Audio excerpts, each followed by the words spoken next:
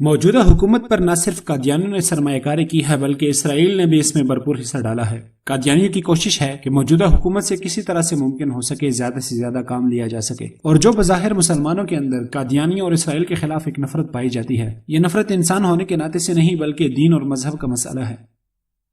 یہ نفرت اس بنیاد پر کی جاتی ہے کہ یہ ہمارے مذہب کے دشمن ہے، ہمارے ملک کے دشمن ہے، ہمارے نظریات اور ہماری معاشرت کے دشمن ہے۔ قادیانیوں کو اگر دیکھا جائے تو انہوں نے مسلمانوں کے روپ میں مسلمانوں کے مذہبی عقائد کو چھوٹ پہنچانے کی کوشش کی، مسلمانوں کے نظریات کو کچلنے کی کوشش کی، حتیٰ کہ بدلنے کی بھی کوشش کی، اور ان کی یہ کوشش ہے کہ ان کے خلاف جو قرارداد 1973 کے آئین کے تحت منظور کی گئی تھی وہ کسی طرح سے ختم کی جا سکے، اور اگر ختم نہ ہو تو اس کو غیر مؤثر ضرور بنایا جائے۔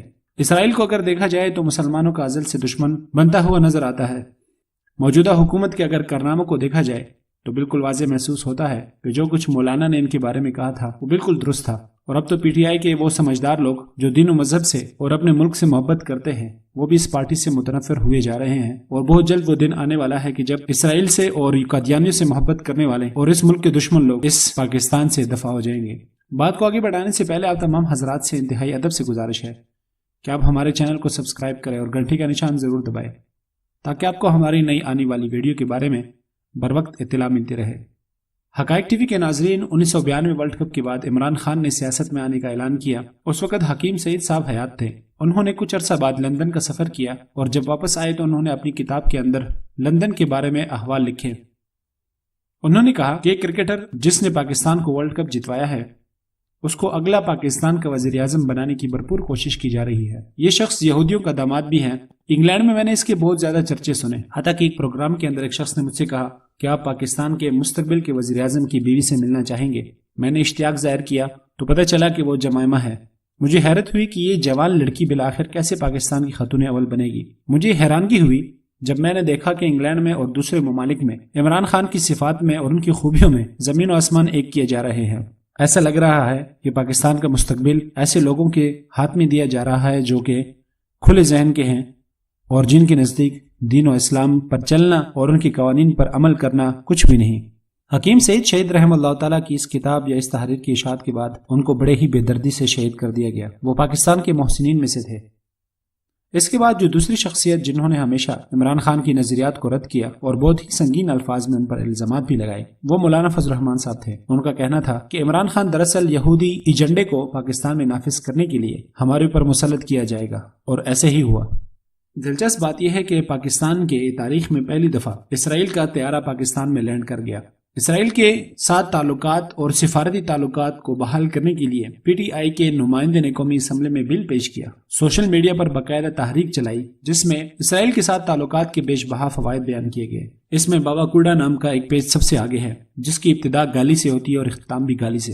وہ لوگ جنہوں نے میاں نواز شریف کے دور اقتدار میں ختم نبوت کا کارڈ کھیلا، لیکن آسیہ کے معاملے پر پی ٹی آئی کارکنان بھی بالکل خاموش ہیں، اور اگر اسرائیل کو خدا نخواستہ تسلیم کر بھی لیا گیا یا پھر ختم نبوت کا قانون ختم کر دیا گیا تو اس کی تعریف میں سب سے زیادہ لوگ آپ کو یہی نظر آئیں گے۔ کچھ وقت گزرا، اسرائیل کے جہاز کا معاملہ ٹھنڈا ہوا تو ناموس رسالت پر حملہ کیا گیا۔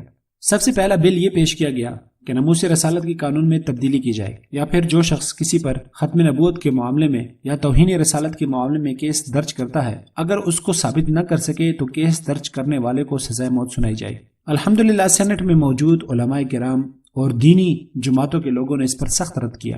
حکومت کو جب یہاں سے ناکامی ہوئی تو انہوں نے تجاوزات کے نام پر ملک بھر میں غریب لوگوں کے کاروباروں کو نہ صرف تباہ کیا بلکہ وہ لوگ جنہوں نے مختلف محکموں سے اجازت لینے کے بعد اپنی گھر بنائے ان کو بھی تباہ کر دیا اور ان کے گھروں کو گرا دیا گیا، بلکہ اس کی زد میں مدارس اور مساجد بھی آئے۔ مساجد اور مدارس کے منتظمین کے خلاف منظم طور پر کارروائی شروع ہوئی اور ان کو ایسے ہی تنگ کیا جانے لگا جیسے مشرف کے دور میں کیا گیا تھا۔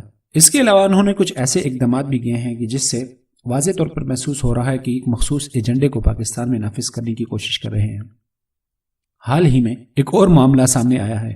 پاکستان نے اسرائیل کو ان ممالک کی لسٹ میں شامل کیا ہے کہ جن کے باشندے پاکستان میں مشروط طور پر آ سکتے ہیں، گویا کہ اسرائیل کی طرف دوستی کا ہاتھ بڑھانے کی بھرپور کوشش کی جا رہی ہے۔ دراصل پاکستان کی اس لسٹ میں بھارت بھی ہے، فلسطین ہے، نائجیریا ہے اور دوسرے ممالک ہے۔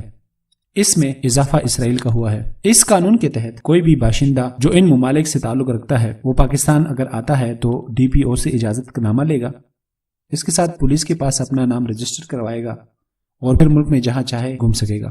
اسرائیل کی طرف دوستی کا ایک بہت بڑا قدم ہے، اور آثار نظر آ رہے ہیں کہ اگر یہ حکومت 5 سال رہی، جو بظاہر ممکن نہیں دکھائی دے رہا، ایسا لگ رہا ہے کہ یا تو اسرائیل کو تسلیم کر لیا جائے گا یا پھر حالات اس طرف لے جائیں گے کہ کوئی بھی اسرائیل کا باشندہ پاکستان آرام سے آ بھی سکے گا اور جا بھی سکے گا۔ مرد کلندر حضرت مولانا فضل الرحمان صاحب نے یہ بات بالکل درست فرمائی تھی کہ یہ ایک یہودی ایجنٹ ہے، یہ یہودیوں کا نظریہ پاکستان پر مسلط کرنا چاہتا ہے۔ اس بارے میں انشاءاللہ ہم بہت جلد دوسری ویڈیو بھی آپ کے سامنے پیش کریں گے، لیکن تب تک کے لیے اللہ حافظ۔